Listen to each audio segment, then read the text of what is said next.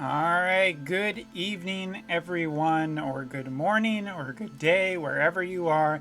It is time to talk about the JP live stream that has just concluded. I am recording this precisely after it has finished, and we are going to talk about all of the news and everything to be had about it. And I, just to make sure, I even have the recap on my phone because I was very, very careful with this one. So yes. This live stream should be noted that it was not a major live stream. Before we get into it, it was, and you could tell that ahead of time. The in-game posting essentially made this look like it was going to be a much smaller live stream. There were no special guest voice actors. There were no hints of collaborations to be announced or anything like that. But it still ended up being a pretty enjoyable stream to watch overall. So we're going to talk about what is news.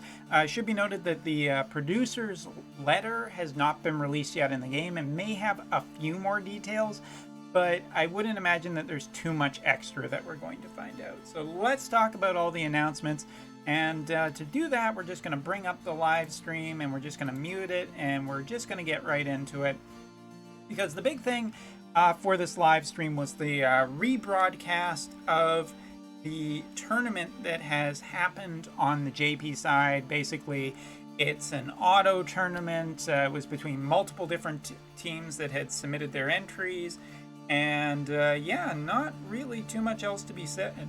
It was a pretty enjoyable watch, just because the teams that were there, it was kind of interesting to see what have been brought. And if we just skip like way ahead, I'll show off the teams really quickly just because they are pretty interesting, maybe for globalers who are wanting to see what teams have ended up being in the kind of finals. So right here we're going to have Block A, I do believe this is. And this is an NFL, so I'm not going to get in too much trouble for restreaming.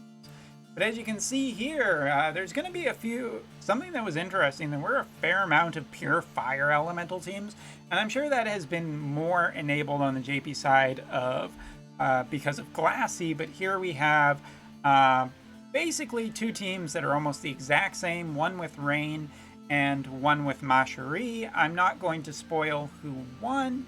If you are super interested in watching it, I recommend just going to the JP Wotv, the JP side for Wotv and checking out these videos. The live stream will be archived and everything on there. So if you want to watch the matches in full, that would be really cool. Just go watch that on there. But I just kind of want to show off the teams. So for Block B, there was a pretty different set of teams here.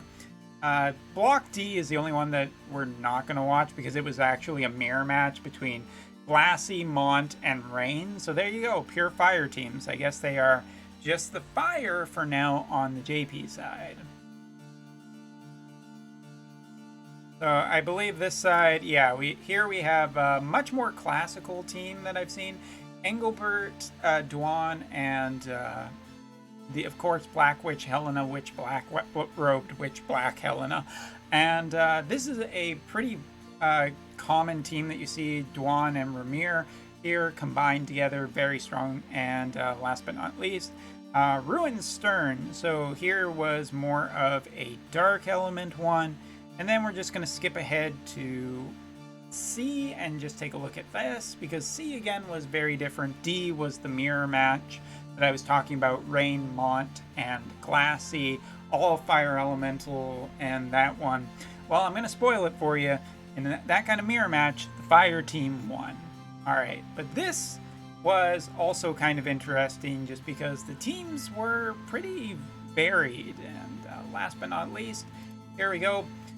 Wind, 2B, and Tifa, which was pretty cool to see, with Lord Mont, and on the other side, Camilo, Jaden, and Gilgamesh. So that was essentially the tournament. It was pretty cool to watch overall, just to see what was being brought on the JP side, and the winners were the winners. But Then we got into the actual news announcement for July. So starting with, we got this little bit of a, a recap here leading in. So this was obviously a lead into what was going to be the character, and we'll get this out of the way right away, that it is going to be a 100 cost character for the first week of July on the JP side. I think this should just be expected going forward, that there's always going to be another 100 cost. As I need to mention all the time, there are no more double costs, so you don't have to worry about shards costing double.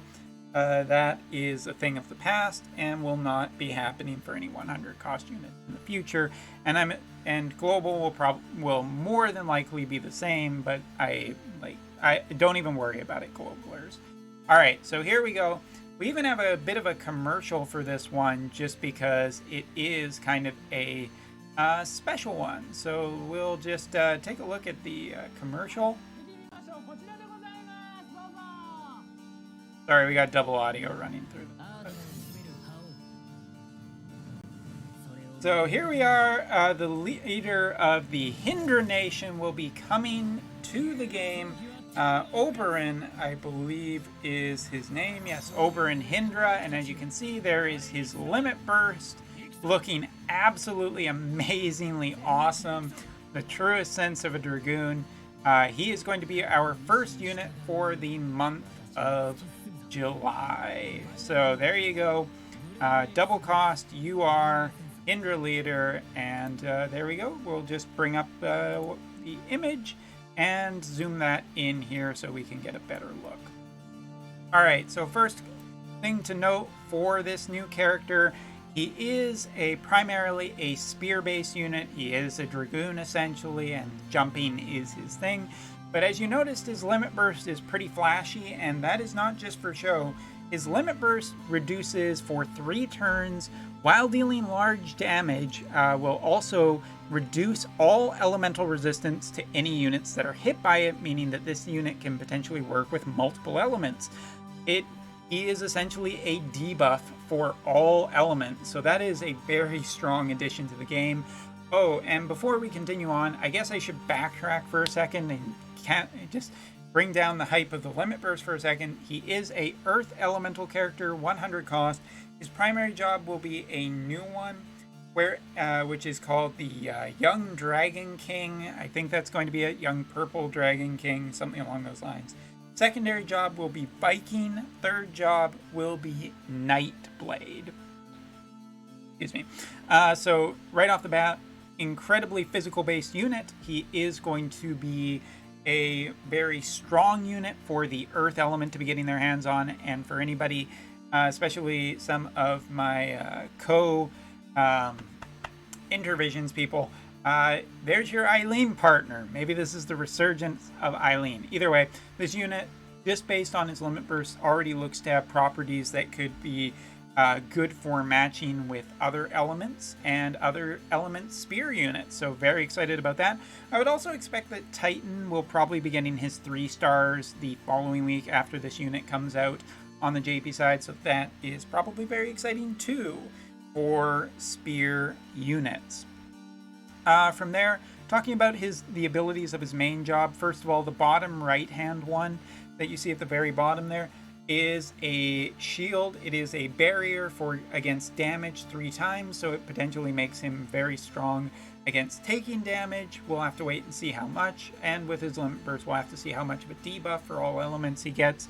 But this one directly above the barrier ability is a large 5x2 AoE sweeping ability that has the chance to cause stop on the enemy. It basically prevents the enemy from taking actions for a single turn. Very, very powerful ability with a large AoE. This unit looks to be absolutely massive. And last but not least, his main ability here is a jump-based ability, large range on it, and a 3-turn reduction of pierce resistance. And with Nightblade as well, I'm assuming that this unit's just going to be pretty damn good for dealing damage and having good options in front of him. So Earth gets an incredibly strong looking unit, but I think Spears overall are going to be the massive winner of this. He just looks incredibly powerful. He has status effects that we can already confirm. He has elemental debuffing, and he has support for spears. So all of this looks to be incredibly good, but he's also described as having a role that can be used in multiple different instances because of resistance down that he can cause, but also has ways to secure his own durability. So shout outs to that. Now, coming into the month of July, we get a partial list of the July EX schedule. The only EXs that we are getting that have been announced so far are Adelard as well as Thalia. Main reason for this is because they have said vaguely that they are working more towards developing EXs for old collaboration units.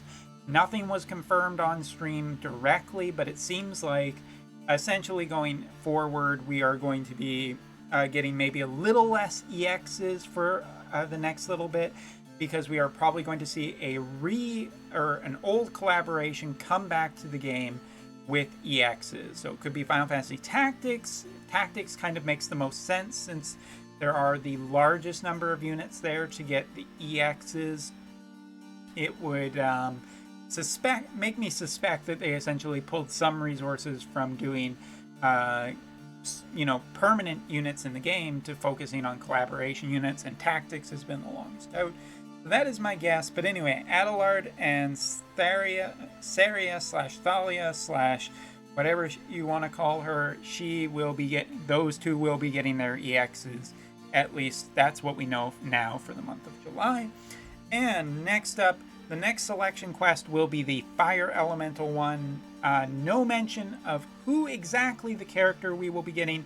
However, it was stated on stream that it is a character we have currently already seen to this point. So let your speculation run wild.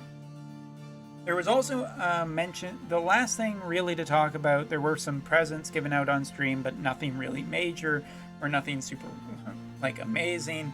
There was a little bit about cost reduction going forward. So starting in the month of August, there will be old 100 cost units. So just to bring it up on here really quickly.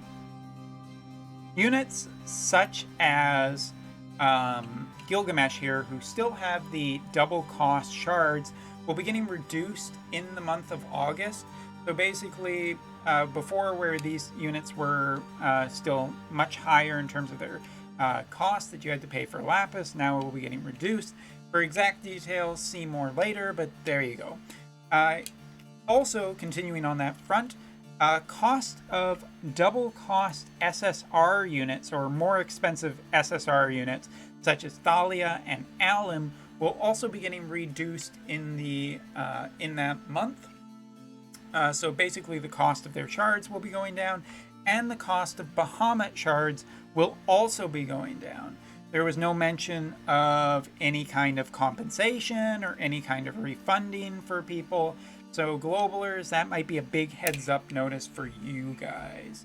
But yeah, that was essentially it for a JP live stream. It ran about 2 hours. It was too long as usual, but the tournament did make it kind of fun to watch. And as always, and I think I've said before, I'm pretty hyped for the introduction of Hindra Nation units.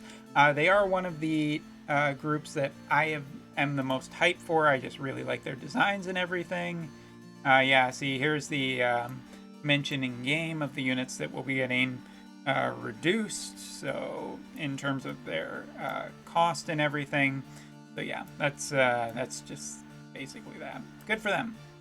Anyway, so that's essentially everything for those kind of double cost units. You may not want to invest so much into them into the future, knowing that the cost is about to be reduced and get a lot better. But I'm really hyped. I'm excited for July 1st, and I cannot wait to see how powerful the Hindra Nation is.